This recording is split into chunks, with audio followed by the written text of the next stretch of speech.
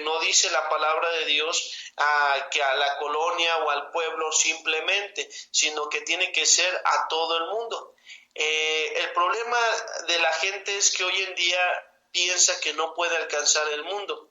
En aquel entonces, después de que el Señor Jesucristo ascendió a los cielos, y entonces se dio el Espíritu Santo en aquella fiesta, ¿verdad?, judía, que se llama lo que sería el Pentecostés para nosotros. Y bueno, hermano, a una de las situaciones es que ahí nos dice que nosotros podemos alcanzar a todos, ¿verdad?, a todo el mundo podemos ir, y el apóstol Pablo lo comprobó, porque él fue, y dice la palabra de Dios ahí en el libro de los Hechos, capítulo 9, versículo 15. Aquí el Señor está hablando con Ananías y dice aquí, en el versículo 15, el Señor le dijo a este varón de Dios, le dijo, ve, porque instrumento escogido me es este para llevar mi nombre en presencia de los gentiles y de reyes y de los hijos de Israel.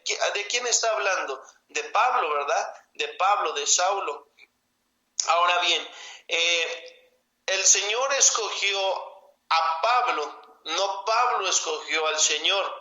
Usted debe de entender que Dios ha escogido a usted, no que usted ha escogido a Dios. Dios ya tiene un plan perfecto y Él ya sabe acerca de quién, ¿verdad? Y entendamos de manera correcta quién es la persona que será salva. Y entonces usted y yo no somos Dios para saberlo. Dios sí, usted y yo tenemos que ir y ganar almas. Y en este caso, hermano, Dios escogió a este Saulo. ¿Por qué? Porque era un instrumento que lo iba a llevar, dice ahí, en los gentiles, en los reyes y en los hijos de Israel. A veces la gente piensa y dice, ¿yo puedo ir al pueblo judío? Claro que sí, hermano, pero yo no tengo experiencia. Pero usted tiene la Biblia, pero usted tiene el Espíritu Santo. Si usted, hermano, no hace lo que la palabra de Dios dice que haga, entonces usted está fallando a Dios. Si usted no hace conforme a la voluntad de Dios, entonces usted está siendo rebelde a la palabra de Dios. Ahora me explico. Yo sé que ahorita hay muchos radioescuchas que están saliendo para su trabajo, o algunos ya están en su trabajo, diferentes horarios, ¿verdad? Diferente hora, pero yo quiero decirle a usted, ¿cómo es que usted en su trabajo, donde usted está laborando, ya sea usted un gerente, ya sea un jefe, un patrón, ya sea usted un empleado, déjeme decirle, ¿cómo es que lo contrataron a usted? ¿Por qué está en ese trabajo? ¿Es porque usted es capaz de hacer ese trabajo? Me imagino que sí, porque si no, yo como un jefe y que veo que alguno de ustedes me llega con una solicitud y me dice yo no sé nada de este trabajo, no le digo yo te contrato hoy, sino que tiene que llevar una experiencia, tiene que tener ahí un currículo, tiene que saber y lo vamos a poner a prueba, etcétera, etcétera. No nada más vamos a aceptar a la gente porque sí. En este caso, hermano, cuando es con Dios, nosotros entendemos que nosotros delante de Dios no, ciertamente somos unos viles pecadores y que lo que merecemos es el infierno. Pero el Señor Jesucristo nos salva por la gracia de Dios, no por las obras que nosotros hayamos hecho, sino por la fe puesta en Jesucristo. Cuando usted entonces es salvo, entiende que usted era nada y cuando Jesucristo lo salva, ahora es lo que es por la gracia de Dios, lo dijo el apóstol Pablo también. Él entendió, hermanos, acerca de que Él es un instrumento en este mundo escogido por Dios. Si usted va entendiéndome, quiere decir que entonces la persona que es salva es escogida de Dios. Y hermano, no es porque nosotros seamos algo. Primera a los Corintios, capítulo 1, versículo 26 dice, pues mirad, hermanos, vuestra vocación. Fíjese quién está hablando aquí. Es el apóstol Pablo hablándole a los de Corinto y entonces diciéndoles, ¿verdad? Pues mirad, hermanos, vuestra vocación, que no sois muchos sabios según la carne, ni muchos poderosos, ni muchos nobles, sino que lo necio del mundo escogió, ¿quién? Dios. Hermano, eso tiene que usted entender primeramente. ¿Cómo quiere alcanzar al pueblo judío o al pueblo, verdad, gentil, judío y a todo el mundo? Entendiendo primeramente que usted no es nada y que lo que usted es porque Cristo lo ha escogido a usted para entonces llevar su palabra, porque lo que usted es por la gracia de Dios. ¿Me va entendiendo, hermano, acerca de que nosotros realmente no somos nada? Pero cuando venimos a Cristo, entonces somos realmente lo que somos por la gracia de Dios. Y Dios nos escoge, y fíjese, ¿cuáles son las credenciales de Pablo? ¿Verdad? ¿Usted se acuerda aquel hombre, verdad, que fue criado a los pies de Gamaliel? De igual manera, ¿verdad?, que decía que él era un judío, ¿verdad?, que guardaba toda la ley, fariseo de fariseos, ¿verdad?, de la tribu de Benjamín, y bueno, circuncidado al 8º día, y en la ley intachable. Pero déjeme decirle que aquí nos marca quién es realmente él, y él mismo lo dice. Pues mirad, hermanos, vuestra vocación, que no sois muchos, dice, ni sabios según la carne, ni muchos poderosos, ni muchos nobles. ¿Por qué escogió Dios a este Pablo? ¿Y por qué nos escoge a nosotros? Fíjese lo que dice la palabra de Dios. Sino que lo necio del mundo escogió Dios para avergonzar a quienes, a los sabios, y lo débil del mundo escogió Dios para avergonzar a lo fuerte, y lo vil del mundo y lo menospreciado escogió Dios, y lo que no es, para deshacer lo que es. Dice versículo 29, a fin de que nadie se jacte en su presencia. Ahora bien, hermano, ¿qué es lo que usted entiende en este pasaje? ¿Usted piensa que usted es alguien? Oiga, hermano, pero yo soy un gerente, yo soy un diputado, yo soy una persona que tengo contactos y todo. Hermano, usted es nada. Y hermano, discúlpeme que se lo diga, pero hasta que usted y yo no entendamos que no somos nadie y que Cristo es el que hace la obra en nuestro corazón y es el que realmente nos da un valor en nuestra vida, entonces no vamos a poder pasar más allá de nuestras narices. ¿Por qué, hermano? Porque el apóstol Pablo entendió que Dios escogió su vida a este Saulo, pero no porque fuera apto para el ministerio, no porque era muy bueno en las escrituras, no porque sea alguien, ¿verdad?, un fariseo de fariseos, circuncidado al 8º día, etcétera, etcétera, no, sino porque era, dice aquí la palabra, lo vil, lo necio, lo menospreciado, lo que no es. Imagínense, todo eso era Pablo, y él lo entendió. Y después nos habla y nos dice que realmente lo que practica y lo que hace es por la gracia de Dios. Ahora, para que usted pueda alcanzar al pueblo judío y al pueblo gentil, usted debe de entender, hermano, primeramente cuál es su posición. Delante de Dios, usted, ¿verdad?, es un siervo. Usted sirve a Cristo. Y delante de lo que es la gente, hermano, entonces entendemos que usted es un embajador, un enviado de Dios para llevar el mensaje, para llevar esa palabra, la palabra de la reconciliación a toda criatura. Hermano, quiero que usted vaya entendiendo bien acerca de esa situación.